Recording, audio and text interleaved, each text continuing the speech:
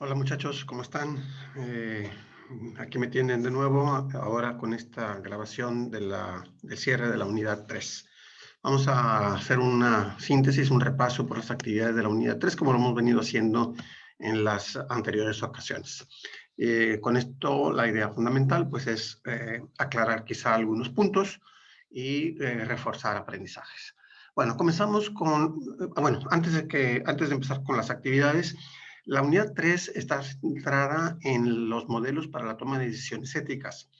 Pero antes de los modelos, abordamos algunos temas que nos ayudan a comprender mejor la capacidad que tenemos los seres humanos para tomar decisiones morales. ¿Sí? Ese es el punto. O sea, la unidad 3, digamos que gira en torno a la idea de cómo es que los seres humanos tomamos nuestras decisiones morales. Ya habíamos visto algo en la unidad 1, ¿se acuerdan? Cuando los mecanismos de desentendimiento social, por ejemplo, perdón, de desentendimiento moral. Entonces, ahora toda la unidad gira en torno a eso. Vamos comenzando. La unidad comienza con la actividad 18, que llevaba por título Tribus Morales. Aquí los invito a que piensen un poco recordando la metáfora, el ejemplo de los ovejeros, ¿no? De los tres ovejeros. Nos enfrentamos a un asunto de suma importancia, de muchísima trascendencia para el tema de la ética, porque con mucha frecuencia nosotros pensamos que nuestro propio bien y el bien común pueden ser cosas distintas, ¿sí? Y lo que hace esta metáfora del ovejero, esta historia, ¿se acuerdan? De decir, bueno, a ver, ¿le conviene a un ovejero o a los dos o a los tres o a todos los ovejeros, les conviene tener más ovejas y entonces, digamos, ponerse en la situación de que las propias ovejas ya no tengan ni siquiera que comer y al final quedarse sin nada? Yo creo que esto es un ejemplo de cómo no es posible que el propio bien sea diferente del bien común. Yo creo que a veces confundimos lo que son nuestros intereses o posibles bienes ilusorios, pero que finalmente no lo son. O sea, yo no logro entender qué tipo de bien puede ser, en este caso para el ovejero o para cualquier persona, hacer algo que a la larga va a resultar en tu perjuicio, en tu daño, en tu destrucción. Significa entonces que no era algo verdaderamente bueno, aunque en el momento se pensara como bueno, ¿sí?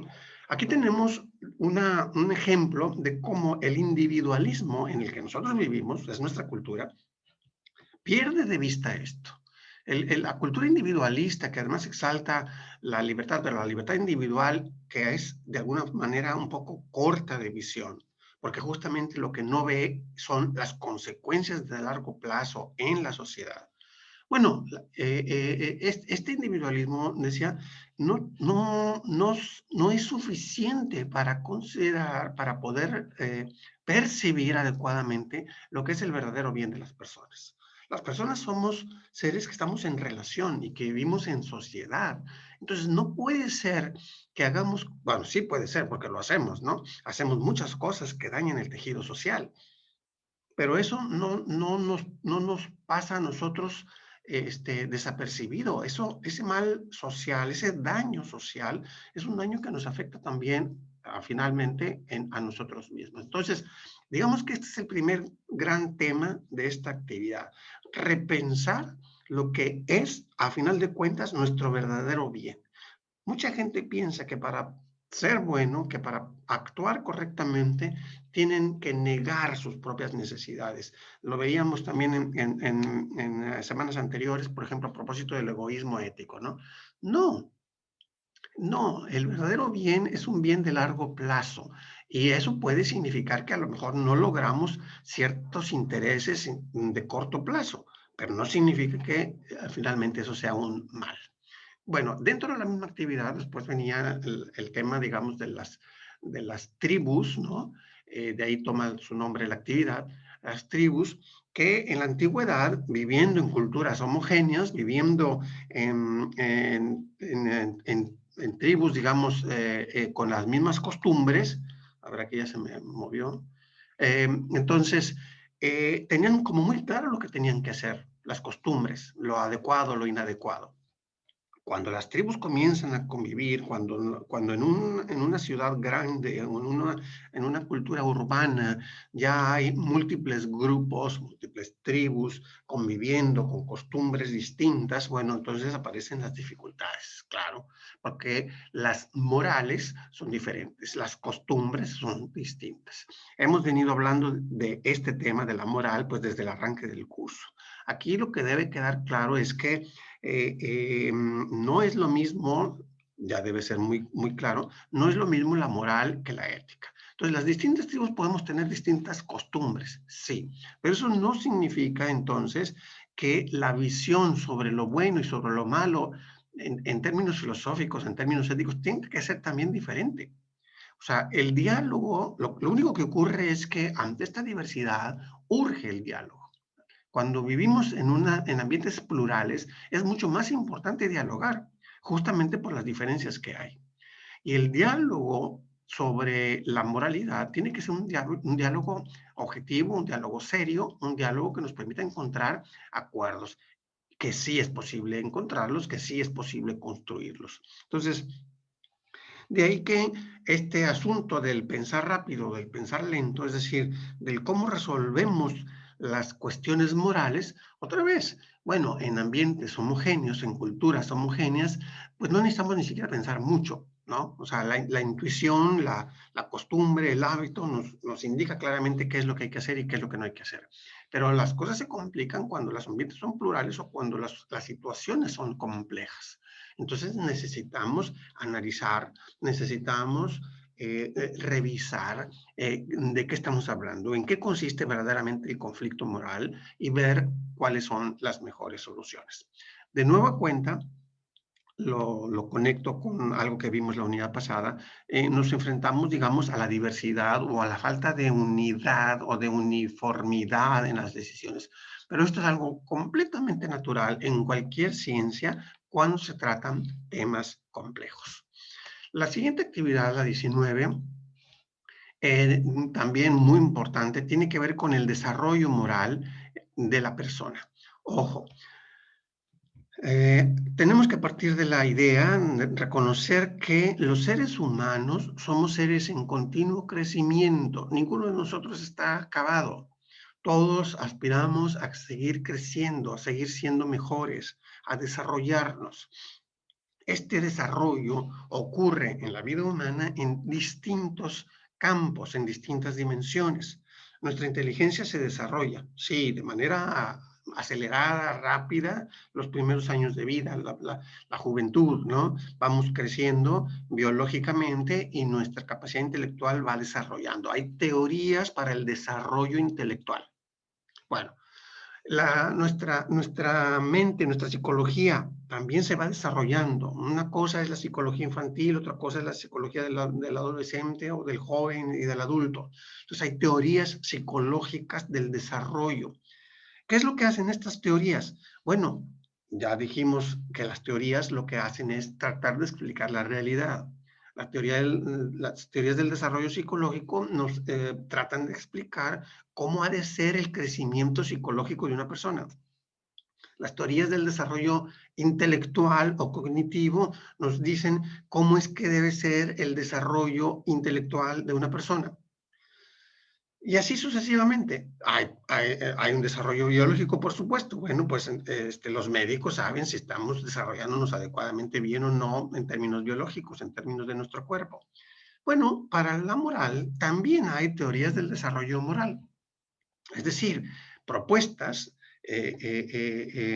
planteamientos que nos tratan de explicar cómo los seres humanos vamos desarrollando nuestra capacidad para elaborar juicios morales. En este curso hemos revisado una de estas teorías, la de Kohlberg, y ha habido apenas un cuestionamiento a esta teoría por parte de Gilligan, ¿no? Gilligan es otra teórica del desarrollo moral de las personas y ofrece una teoría distinta de la de Kohlberg, aunque no la hemos, digamos, estudiado propiamente en la unidad.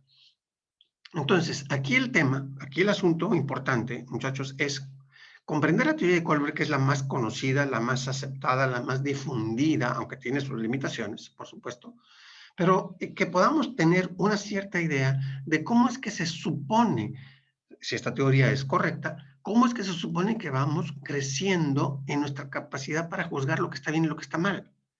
Ojo, porque esto es muy importante. Estamos hablando de la capacidad que tenemos para juzgar lo que está bien y lo que está mal. No voy a repasar las 6 fases del desarrollo, pero voy a poner algunos ejemplos. Un niño pequeño que está en la fase número 1, en la preconvencional, pero además en la fase número 1, ya sabemos, creo que esa es de lo más simple, que va a entender que lo bueno es aquello que le produce o que le acarrea castigo. Lo bueno es lo que le acarrea premios y lo malo es lo que le acarrea castigos. Él no tiene otra forma para distinguir lo que está bien y lo que está mal. No puede hacer más, porque su capacidad intelectual, la teoría de Kohlberg está muy relacionada con la capacidad intelectual, bueno, no le da para eso, no le da para analizar, para reflexionar, para cuestionar, no, es muy claro, él tiene que recibir órdenes y sabe que si se porta bien tendrá premios y si se porta mal será castigado, no necesariamente de manera física, habrá sus formas, habrá sus modalidades, pero es hasta donde puede llegar a asociar el bien con el premio y el mal con el castigo. Se va evolucionando, se va creciendo y la mayoría de nosotros, piensen en el arranque del curso, piensen en la primera actividad del curso, cuando yo les preguntaba, muchachos, ¿cómo sabemos que está bien, que están mal las cosas? Así, no sé si el 100%, pero casi el 100% de ustedes dijo, bueno, pues porque la cultura nos lo dice, la sociedad nos lo dice, eso, ¿no? Y por eso muchos de ustedes decían, y seguramente algunos todavía seguirán diciendo, seguirán pensando, que no hay objetividad, porque lo bueno y lo malo depende de las culturas o las sociedades. Bueno, pues ahí está la fase número 3 y 4, la etapa convencional. La gente no puede encontrar, la gente que está en ese nivel no puede encontrar otra forma más avanzada, más objetiva, de identificar lo que está bien y lo que está mal. ¿Sí? O sea, si Colbert tiene razón, entonces es imposible que una persona que está en la etapa convencional entienda que el bien y el mal son cuestiones objetivas, cuestiones que tienen que ver con conceptos sobre la realidad, sobre la sociedad o sobre los principios morales. Entonces, esta es la finalidad, digamos, de esta teoría de Colbert, que repito, tiene sus limitaciones. Gilligan va a decir, espérate, esa es una teoría que aplica, dice Gilligan, a los hombres, pero las mujeres tenemos otra forma de pensar.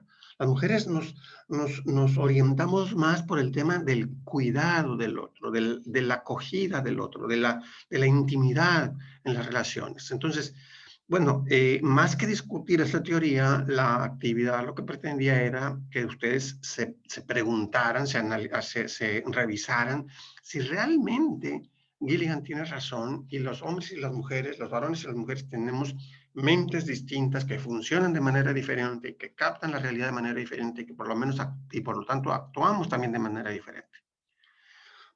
Si eso es así, bueno, pues ni hablar, habrá que tener una teoría para los hombres y otra teoría para las mujeres. Si no, entonces habrá que hacer una complementación, un intento de síntesis, porque creo que, aunque no son los únicos dos enfoques, hay otras teorías más, pero bueno, son las teorías, son los autores que tienen más presencia actualmente en este tema, entonces habría que ver de qué manera podemos hacer una integración de lo que sería una teoría, podríamos llamarle así, masculina de Colbert y una teoría femenina de Gilligan, pero no porque lo masculino tenga que ver con los varones y lo femenino con las mujeres, sino porque la masculinidad y la feminidad son realidades de la vida humana. Varones y mujeres requerimos hacer una integración de lo femenino y de lo masculino, incluso hasta a nivel biológico en las hormonas, ¿no? Hay hormonas masculinas y femeninas que tenemos hombres y mujeres. Bueno, podría ser, esto es como todo en el curso, son planteamientos que se les hacen, muchachos, para que ustedes los analicen, no los repitan solo como quien acepta las verdades de manera inobjetable, sino como quien recibe información que debe reflexionar, analizar y cuestionar. Entonces, habría que, decía hace un momento, ver la posibilidad de hacer una integración de esto que Gilligan llama lo masculino y lo femenino. Pero el punto fundamental, repito, es estamos ante planteamientos que nos explican cómo es que juzgamos lo que está bien y lo que está mal. Regresando un poco a la teoría de Colbert, habría que preguntarnos si efectivamente, como él dice, la mayoría de la gente no llega a la etapa postconvencional. Y otra vez, cada vez que nosotros justificamos lo bueno y lo malo en términos de lo que el grupo social acepta o no acepta, estamos en la etapa convencional. No hemos pasado más adelante, ¿no? La actividad número 20 que trae algunos casos para, bueno, comenzamos ya aquí no, perdónenme, la actividad número 20 tiene que ver con el análisis de casos para ubicar a las personas en alguna etapa del desarrollo moral. Aquí hubo algunas dificultades por parte de ustedes, algunos lo hicieron muy bien, otros quizás no era tan clara la posibilidad de ubicar, y son dos los motivos fundamentales que tenemos para que se nos complique ubicar a alguien en alguna de las 6 etapas del desarrollo moral de Colbert. Primero, que las intenciones son fundamentales para ubicar a una persona en alguna de las fases del desarrollo moral, y las intenciones no siempre son claras. Entonces, dentro de los trabajos que ustedes presentaron, dentro de las entrevistas que ustedes hicieron, hay algunas respuestas tan ambiguas, tan breves, tan cortas, que es muy difícil identificar con claridad los motivos o las intenciones de esas personas, y por lo tanto es muy difícil clasificarlos. Pero la otra dificultad es justamente la etapa en la que el entrevistador está, ¿no? O sea, si yo me ubico en una fase del desarrollo que es la número 3 o la número 4 dentro de la etapa convencional, o quizá, como en algunos casos podría ocurrir, apenas todavía en la preconvencional, motivado por la ley, el orden, el castigo y el premio, bueno, pues entonces no voy a poder comprender las expresiones que utilicen personas que están en etapas más adelante que la mía. Entonces, esta ubicación, este límite que ofrece mi propio desarrollo moral, hace que se me complique, que no sea muy fácil que yo pueda ubicar a personas en etapas de desarrollo superior al que yo me encuentro. En la actividad número 21 ya comenzamos con el tema de los modelos para tomar decisiones. El modelo de síntesis es el que más atención ha recibido en esta unidad y comienza con una actividad exclusivamente dedicada a él, ¿no? A introducir el concepto de dilema y a plantearles algunos ejemplos. Y aquí hay también una aclaración importante que debo hacerles. Muchos de ustedes, muchos tuvieron como mucha dificultad para identificar dilemas que tengan que ver con ideales, con obligaciones y con efectos. Muchísimos de ustedes lo que hicieron fue ponerme ejemplos de problemas que tienen que ver con ideales, obligaciones y efectos. Pero son problemas que no son morales propiamente dicho, ¿no? O sea, por ejemplo, si alguien dice que no fue raro que lo dijera, hubo varios casos que decían, bueno, mi jefe me está pidiendo que yo haga algo malo. Y entonces, bueno, pues me enfrento al dilema de si tengo que obedecerle o no tengo que obedecerle. A ver, desde el momento en que tú dices, mi jefe me está pidiendo algo malo, no tienes ningún dilema moral. ¿Por qué? Porque está claro que es algo malo, ¿no? O sea, un dilema es un problema serio, un problema grave. Un dilema moral es un problema serio para identificar si lo que se nos presenta es algo bueno o es algo malo. Entonces, cuando hablamos de dilemas morales, hablamos de situaciones en donde tienes varias alternativas, 2 o más alternativas de conducta, y ambas parecen estar en conflicto. Parece que no hay modo de actuar bien porque hagas lo que hagas, hay consecuencias malas. ¿Sí? Entonces, esos son los dilemas, los auténticos dilemas morales, ¿no? Porque son difíciles, muy difíciles de resolver. Lo otro, decir que mi jefe me pide algo malo y que yo no sé si hacerlo o no hacerlo, porque si pierdo el puesto de trabajo y entonces yo necesito alimentar a mi familia y tengo un pariente enfermo y necesito el dinero, bueno, es otro tipo de problema, Sí, eso es otro tipo de dilema. No es moral. Es un problema que tiene que ver, puede ser un dilema laboral, un dilema familiar, un dilema entre amigos, lo que sea. Puede ser, o sea, otro tipo de problemática, pero no es la moral. Nuestro curso pretende ayudarnos a distinguir adecuadamente lo bueno y lo malo en términos morales, ¿no? En términos éticos.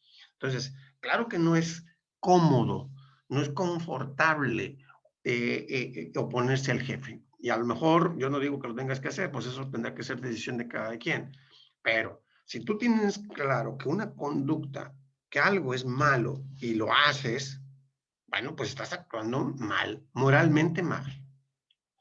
Tú podrás decir si no tienes alternativa, si eres obligado, si tienes algún atenuante, pero no hay un conflicto moral. Este es un asunto importante, muchachos, porque incluso al final del curso va a haber una actividad muy parecida a la que van a hacer esta próxima semana, donde tienen que elegir uno de los modelos, ahorita lo vamos a hablar, pero incluso al final del curso, como la actividad les invita a que ustedes planteen un dilema, con mucha frecuencia hay todavía casos en donde el supuesto dilema no lo es tal, insisto. ¿Por qué? Porque en el mismo planteamiento ustedes tienen muy claro que hay conductas que son inmorales. Entonces los invito a que sean muy cautelosos, esto tiene que ver con la actividad de la próxima semana, a que sean muy cautelosos y no se pregunten qué hay que hacer cuando clarísimamente hay algo que está mal o hay algo que ya está bien, ¿no? O sea, la pregunta por el qué hay que hacer es una pregunta que se hace cuando las cosas no son tan claras. Bueno, por ahí el tema de esta actividad número 21 decía, para que haya un conflicto entre obligaciones, pues tiene que haber un choque de dos obligaciones. ¿Sí? Yo tengo la obligación de ser sincero y tengo la obligación de ser respetuoso. Bueno, entonces, ¿cómo digo las cosas? Las digo así brutalmente, de manera que estoy diciendo la verdad, sí, pero estás faltando a tu obligación de ser respetuoso, de ser, no sé, prudente, ¿no? Entonces, bueno, tienes que mediar, tienes que revisar de qué forma puedes salir adelante o si no hay manera de que cumplas con las dos obligaciones, bueno, pues por lo menos hacer las cosas de forma que no haya una repercusión tan negativa. Esos son esos son los dilemas. Un dilema sobre ideales. Bueno, no sé, el ideal de la justicia, el ideal de la generosidad. A lo mejor entran en conflicto. Si entran en conflicto en una situación, tú dices, bueno, ¿soy justo o soy generoso? ¿Qué es lo que tengo que hacer? Bueno, pues revisa la situación, sigues el proceso que te plantea el modelo de síntesis y entonces resuelves o tratas de resolver, ¿no? Pero hay un dilema porque hay dos ideales que están en conflicto, ¿no? Que parece que no es posible atender a los dos ideales o más. Y lo mismo con el caso de las consecuencias o de los efectos. Es la misma situación. Cuando ustedes en la actividad me plantean un ejemplo de obligación, un ejemplo de ideal o un ejemplo de consecuencia, pues no me están planteando ningún dilema porque ni siquiera hay alternativas. Me están narrando ejemplos de estas tres situaciones. Después, la actividad número 22 ya retoma, retoma el modelo de síntesis y presenta además el modelo de Nash y el modelo Pagano.